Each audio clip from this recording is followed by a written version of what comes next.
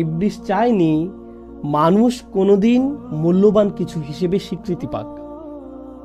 তার সবচেয়ে বড় সফলতা, তার সবচেয়ে মহান সফলতাগুলোর একটি হলো সে যদি আমাদের বোঝাতে সক্ষম হয় আসলেই আমাদের কোনো দাম নেই। স্বমূল্য তথা নিজেকে দাম দেয়া, মানুষ হিসেবে নিজেকে সম্মান দেয়া আজকের দুনিয়ার অন্যতম একটি বড় সংকট। সমাজবিজ্ঞানের জগৎ, মনোবিজ্ঞানের জগৎ এবং সমগ্র দুনিয়ার পরিবারগুলো আজ এমন মানুষদের নিয়ে মহাসংকটে আছে যারা নিজের মাঝে কোনো মূল্য খুঁজে পায় না। আসলেই আমাদের কোনো দাম নেই।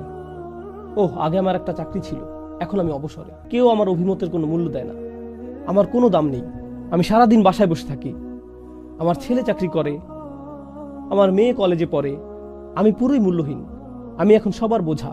এভাবে একজন বৃদ্ধ বাসায় বসে বসে নিজেকে মূল্যহীন ভাবতে থাকে। আমার এখন মসজিদ আর বাসায় আসা যাওয়া ছাড়া কোনো কাজ নেই। নিজের ভিতরে